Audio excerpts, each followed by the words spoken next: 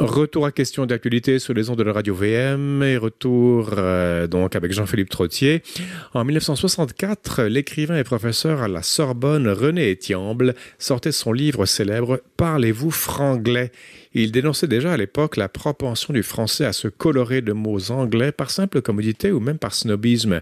Dans une veine légèrement différente, tout récemment, Radio-Canada interviewait des professeurs qui se désolaient de la pauvre qualité du français de leurs élèves. La question, simple en apparence, est trop souvent récupérée à des fins idéologiques. On dira par exemple que la langue est trop difficile pour des élèves de milieux défavorisés, qu'il faut privilégier l'usage au détriment de la règle, ou encore que le peuple québécois n'a pas besoin de s'inféoder à une syntaxe d'un pays étranger, etc., etc. Pour en parler, David Santarossa, disais-je, détenteur d'une maîtrise en philosophie et d'une autre maîtrise en éducation et chroniqueur à cette émission. David, bonjour. Bonjour, Jean-Philippe Trottier. Je crois que vous êtes bien placé pour parler de cette question de la qualité du français au cégep, non? Oui, tout à fait. J'ai un peu travaillé au cégep, je travaille au secondaire en français, entre autres. Et donc oui, on a eu un reportage de Radio-Canada qui parlait, en fait, on présentait des professeurs de littérature et de philosophie qui décriaient la piètre maîtrise du français de leurs élèves. Et vraiment, on soulignait que la difficulté était sur des accords de base, certains homophones. Donc oui, il est de bon ton dans certains milieux universitaires et progressistes de mentionner que, vous savez, les règles de la langue française sont faites pour l'élite. En fait, c'est une manière pour l'élite d'exclure les plus pauvres, donc les personnes qui proviennent de milieux défavorisés. Mais là, on parle pas du tout de ça. On parle pas des règles de participe passé pronominaux suivis d'un verbe à l'infinitif. Là. Donc, non, exactement. On parle pas de règles excessivement complexes. Oui, exactement. Donc, ils peuvent avoir un grand effet sur la compréhension du texte. Là. La question, souvent, ce sont des gens d'élite qui, eux-mêmes, ne veulent pas appliquer des règles d'élite à ceux qui voudraient s'élever. Ils vont, par démagogie, par idéologie, baisser leurs exigences, par une fausse compassion, par une fausse attention à celui ou celle qui est plus pauvre. En effet, il y a de l'idéologie derrière ça, une espèce d'idéologie prétendument égalitaire, en fait. Exact. Donc, justement, on prétend aider les plus défavorisés en refusant de les élever, justement, en prétendant justement que la culture haute, si on veut, n'est en fait que la culture des bourgeois capitalistes. Puis, généralement, on va ajouter à ça que c'est la culture des Blancs, avec toutes les autres... les autres adjectifs qu'on connaît. Ouais. Alors, ce reportage de Radio-Canada qui dénonce, donc qui interviewe les professeurs de littérature et de philosophie de cégep et qui, ces professeurs décrivent la piètre qualité du français de leurs élèves, ça a dû susciter pas mal de commentaires, non? En effet, il y en a qui ont été d'accord avec ces témoignages-là. D'autres ont dit, puis il n'y avait pas totalement tort, hein, c'est-à-dire... est-ce que chaque génération est un peu condamnée à être critiquée la suivante? C'est-à-dire que les relations intergénérationnelles sont pas toujours très, très pacifiques. Donc, on est très dur. Les jeunes critiquent les vieux critiquent les jeunes. Donc, c'est pas d'hier. On peut même retourner à la Rome antique pour observer ça. Mais c'est pas parce que ça fait longtemps que ça existe que c'est nécessairement dénué d'intérêt ou que c'est sans fondement, là. Il y avait ce mot de Clémenceau, Georges Clémenceau, que j'aime pas trop par ailleurs, mais qui avait dit « à jeune sot, vieux con ». Ça vous dit quelque chose? À jeune sot, vieux con. Pardonnez cette vulgarité, mais c'est quand même du Clémenceau. Alors justement, oui, David Santarossa, à votre avis, est-ce que le niveau de français monte ou il descend? C'est difficile de dire parce qu'on n'a pas vraiment de tests standardisés qui nous permettraient année après année de vraiment identifier clairement si le niveau monte ou les niveaux baissent. C'est une éternelle question. Mais par contre, il y a certains chiffres qui nous viennent de l'Université Laval. C'est le Journal de Montréal qui sortait ça cette semaine. Oui. Donc, les tests diagnostiques de français, donc au tout début de la formation en enseignement, il y a 5 ans, 58% des étudiants passaient. Donc, déjà, 58, c'est pas très élevé. Et en 5 ans, on est descendu à 42%. Mm-hmm. Donc, c'est une très grande différence. Et même pour les futures enseignantes du primaire, on parle de 57 à 39% le taux de passation. Donc, en 5 ans, c'est absolument... c'est déplorable, il faut le souligner. Est-ce que 5 ans, pardonnez-moi David, mais est-ce que 5 ans, c'est une échelle assez grande pour pouvoir affirmer qu'il y a déclin? Ou est-ce qu'il ne faudrait pas attendre 10, 15, 20 ans? Ah, bien sûr qu'il faudrait attendre plus longtemps, mais à mon sens, il y a quand même quelque chose qui se passe en ce moment. Et notre monde, et ça, on a tendance à l'oublier, notre monde change très, très rapidement. C'est vrai. Les nouvelles technologies ont énormément d'effets, de conséquences sur, je pense, la qualité du français. Puis je vais en parler dans un instant parce qu'en effet, les universités refusent un peu de dire, OK, c'est quoi les explications, c'est quoi les pistes d'explication? Puis moi, j'ai pas de problème à en proposer une ou à en proposer plusieurs. J'ai peut-être un peu plus de liberté que les universités. Là. Bon, ça, c'est pas difficile. Hein? Ça c'est évident, David Santa Rosa. Mais avant d'entendre un message, j'avais entendu dire que les formations d'enseignants n'attiraient pas les étudiants les plus brillants. Est-ce que là, je suis en train de discriminer contre certaines catégories de population ou pas? Non, je pense que vous avez raison. En fait, les chiffres le démontrent, là, donc avec ce qu'on appelle la cote R, là, donc les résultats, la cote R qu'on appelle, donc c'est les résultats des étudiants au cégep. Ben, on voit très bien que c'est pas ceux qui ont la cote R la plus élevée qui vont vers le métier d'enseignant. Généralement, les élèves les plus brillants vont, ben, on le sait, en médecine, en droit, en génie, donc dans ce type de programme-là. Donc oui, c'est malheureux, mais la profession enseignante n'attire pas les élèves les plus brillants. Les données sont assez claires là-dessus. Ça ne veut pas dire que ça veut pas dire que les enseignants ne sont pas brillants pour autant, mais ce qui est sûr, c'est que l'élite ne va pas vers là. Dites-moi une chose, David Santa Rosa, vous êtes dans le milieu, vous enseignez, donc vous savez pertinemment de quoi vous parlez. Quelle serait votre explication à vous, cette explication du phénomène de déclin de la qualité du français? Ben, une des pistes de réflexion que j'aimerais soumettre à nos auditeurs, c'est les jeunes qui sont aujourd'hui sur les bancs d'école forment la génération qui écrit le plus. C'est paradoxal. Oui, souvent je dis ça, puis exactement, on est tout à fait surpris.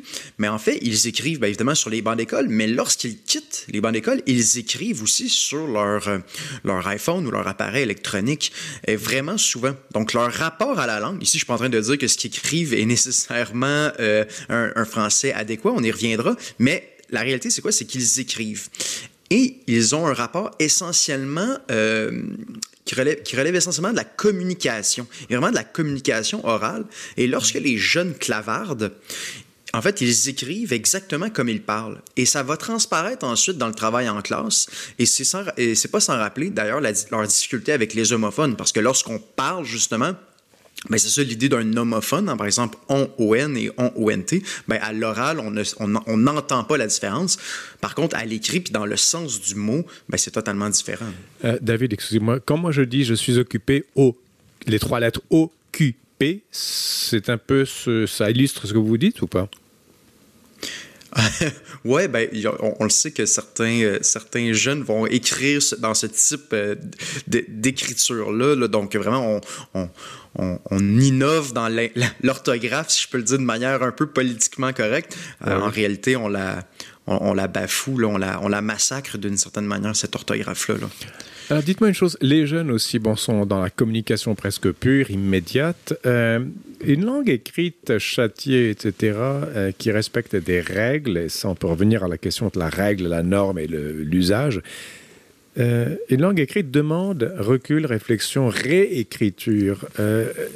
Quand les jeunes envoient un texto, ils ne sont pas là en train de fignoler un texto pour en faire une œuvre d'art. Ils vont dire tout de suite, l'essentiel c'est que le récepteur de ce texto comprenne l'intention de l'envoyeur. Oui, donc c'est l'objectif du texto, du clavardage, c'est vraiment la communication, c'est vraiment que ça prenne pas beaucoup de temps, que le message soit compris très rapidement. Et par contre, la langue écrite, comme vous le dites très bien, c'est totalement différent. C'est-à-dire que ça nécessite du temps. On va réfléchir avec ça. On va vraiment prendre le temps de peaufiner notre réflexion grâce à ça. Et comme vous le dites, écrire, c'est souvent réécrire. Donc, on réécrit notre phrase jusqu'à temps qu'elle reflète vraiment notre pensée avec grande précision. Mm-hmm. Et une autre distinction importante, je pense, entre la langue écrite et la langue parlée, c'est par rapport à la rareté des mots qu'on utilise. Mm-hmm. Lorsque je parle, ben, mon lexique est assez réduit, n'est-ce pas? Et un mot, je pourrais prendre l'exemple, par exemple, énigmatique. Le mot énigmatique qui est... C'est pas un mot qui est rare, mais dans la langue orale, c'est assez rare qu'on l'utilise. Mais lorsqu'on écrit, ben, ce mot-là va venir beaucoup plus fréquemment parce qu'on va réfléchir à nos idées, on va réfléchir à notre vocabulaire, on va avoir le souci de ne pas répéter ce qu'on a déjà dit. Donc, on va vraiment aller plus loin dans notre réflexion et notre lexique de langue écrite va donc être beaucoup plus riche que celui de la langue orale. Donc, quand on dit piètre qualité du français au cégep, d'après ce reportage de Radio-Canada dont vous faites état, David Santarossa, et il y a l'orthographe qui est fautive parce on écrit par homophonie ou même quelquefois par onomatopée. Il y a la rareté des mots, mais on pourrait parler de la syntaxe, de bien d'autres aspects de la qualité du français, mais là, ça nous prendrait des heures également. C'est un gros débat. Malgré tout, on est en 2021, David Santarossa. Je veux dire, si on compare aux années 60, ou 50 plutôt, ben on a quand même fait de sacrés pas en avant. Je veux dire, vous avez déjà lu les insolences du frère Untel? Oui. Alors justement, il était enseignant, je pense, et il enseignait au niveau, je pense, primaire ou secondaire, et puis ses élèves ne savaient pas écrire. Il y avait cet exemple de Au Canada, les paroles, et c'était absolument, pour nous, hilarant, mais pour lui, c'était désolant à l'époque. La plupart des Québécois ne savaient pas écrire. On a quand même fait quelques pas en avant, non? Je pense que vous avez entièrement raison. Donc, si on compare à... c'est ça, c'est-à-dire qu'on doit élargir la perspective, on doit se demander, OK, c'est quoi notre année de référence pour la comparaison par rapport à est-ce que le niveau monte ou le niveau baisse? Oui. Avant les années 60, la majorité des Québécois étaient analphabètes. En moyenne, les Québécois francophones avaient un 3e secondaire. Et ça, c'est en moyenne. Et il y en a qui étaient évidemment plus haut que 3e secondaire et il y en avait beaucoup qui étaient en dessous du 3e secondaire. Donc vraiment, on avait une population... beaucoup rural aussi, évidemment, là, où est-ce que l'école était peut-être moins importante. Il fallait travailler la terre, il fallait récolter les légumes. On comprend tout ça. Mais donc oui, depuis ce temps-là, on a fait un immense pas si on regarde la moyenne, je pense. Mais j'aimerais soumettre une question, puis je me la pose souvent. Est-ce que nos élites actuelles rivaliseraient avec l'élite des collèges classiques? Donc, à l'époque, les collèges classiques, c'était vraiment l'élite qui allait là. Les grandes figures du Québec contemporain sont allées dans les collèges classiques et ça l'a formé des bonnes têtes, c'est le moins qu'on puisse dire. Mais qu'est-ce que vous voulez dire? Elles rivalisent, c'est-à-dire que les élites actuelles veulent damer le pion aux élites classiques d'antan, ou elles rivalisent, elles sont du même niveau, elles se comparent? Je ne comprends pas votre verbe, rivaliser. Si je peux m'expliquer... si je lis, par exemple, les écrits de collège, par exemple, d'un René Lévesque ou d'un Camille Lorrain, donc des figures importantes, est-ce qu'on pourrait voir un travail similaire chez les jeunes qui font partie de l'élite aujourd'hui? Donc, est-ce qu'ils vont avoir une connaissance approfondie de la langue, du style, de l'histoire? Donc, je pose la question, évidemment, la réponse est difficile à avoir, ça reste hypothétique, mais je me demande toujours ça, c'est-à-dire, oui, la moyenne s'est améliorée depuis les années 50, par exemple, mais est-ce que notre élite, nos élèves les plus brillants aujourd'hui, sont aussi brillants que les élèves brillants des années 40 ou 50, par exemple? Alors, on vous dira une chose, c'est que oui, mais les collèges classiques étaient excellents, sauf que extrêmement inégalitaires, c'était la crème de la crème. Je veux dire, aujourd'hui, les collèges classiques sont plutôt décriés, mal vus, même démonisés, vilipendés. En effet, c'est très mal vu. Et même moi, quand j'étais aux études en éducation, dès que je donnais quelques mots un peu positifs au collège classique, on me regardait avec des regards suspicieux. Ne vous inquiétez pas, Jean-Philippe Trottier, je ne veux pas revenir en arrière au collège classique. Ce n'est pas ça mon objectif. Ne vous inquiétez pas pour ça.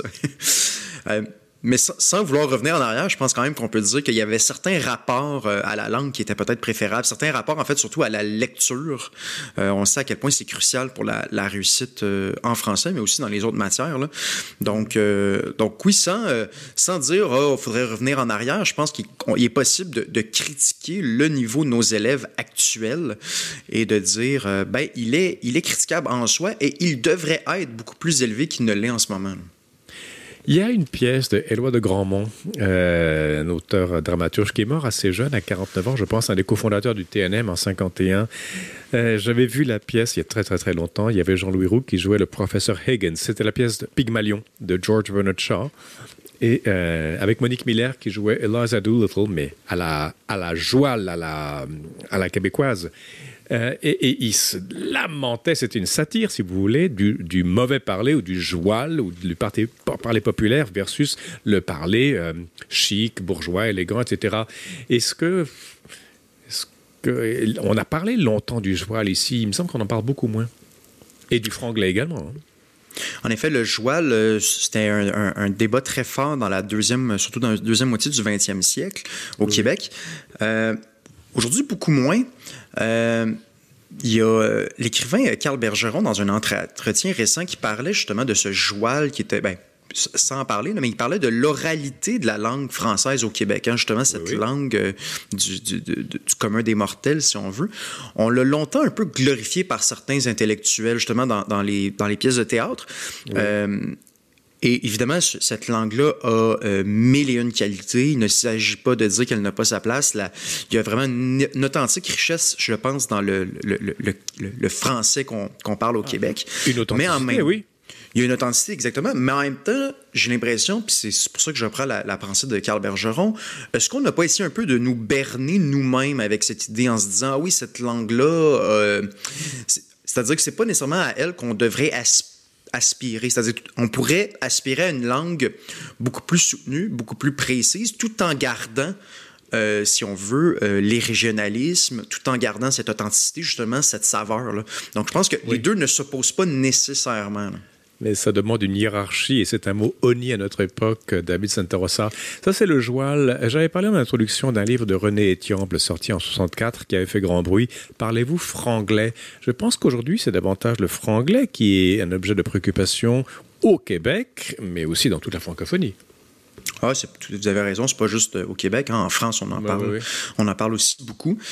Donc oui, le franglais, donc cette multiplication des mots anglais dans notre vocabulaire, des mots qui sont généralement d'ailleurs assez courts, hein, des mots anglais. Oui. Et il faut bien spécifier ici que je ne parle pas, lorsqu'on critique le franglais, on ne parle pas ici d'une véritable ouverture à la culture anglaise, parce qu'évidemment, il y a une réelle richesse dans cette culture-là, de s'imprégner de cette culture-là, de découvrir une langue. Je pense que personne est contre cette idée-là. Mais l'idée du franglais, c'est comme une espèce de rêve cosmopolite, où des langues entreraient en fusion de manière tout à fait naturelle, de manière tout à fait pacifique, et créeraient une nouvelle langue d'une certaine manière. Comme l'espéranto, quoi. Oui, il y a un peu de ça. Or, si on regarde au Canada, il y a juste le français qui devient du franglais. C'est-à-dire qu'à Vancouver ou à Toronto, les personnes qui parlent anglais n'ajoutent pas à chaque année une multitude de mots français à leur vocabulaire. C'est pas ça qui se passe du tout. Non, d'accord. Alors, on parle d'une domination, on parle d'une aliénation, d'un rapport de force en 2 minutes. Peut-être, c'est-à-dire que, exactement, donc on a c'est le rêve cosmopolite, autrement dit, mais à un sens unilatéral. Donc, c'est juste le français vers l'anglais. Et on a Gaston Miron. Le poète? Donc, le poète, oui, le célèbre poète québécois, donc, qui parlait des changements de langue dans les années 70-80 et même avant. C'est-à-dire qu'évidemment, les langues changent. Hein, faut pas se mettre le doigt dans l'œil. Là. Elles évoluent, oui. Elles évoluent, c'est tout à fait normal, mais il y a des langues qui changent par elles-mêmes parce qu'il faut mettre des mots sur de nouvelles réalités, etc. Et il y a aussi des langues, en fait, qui changent par obligation de changer. Et c'est peut-être ce qu'on voit avec le franglais, justement. Là. Donc tout ça, un débat gigantesque sur la langue et qui évidemment déborde sur la question politique, historique, littéraire. Bref, c'est un débat assez aigu et puis en position d'ultra-minorité comme au Québec, on est encore plus sensible à cela. David Santa Rosa, vous nous parliez donc de ce reportage de Radio-Canada où l'on interviewait des professeurs de littérature et de philosophie au Cégep. Ces professeurs dénonçaient donc la piètre qualité du français. Merci beaucoup David Santa Rosa, on vous retrouve dans 2 semaines. Certainement. Merci beaucoup. Voilà, c'est la fin de l'émission. Demain, portrait de Sainte Cécile de Rome à la régie Daniel Fortin. Ici Jean-Philippe Trottier, je vous dis merci de votre fidélité. Je vous donne rendez-vous demain et entre-temps, je vous invite à rester à l'antenne de Radio VM.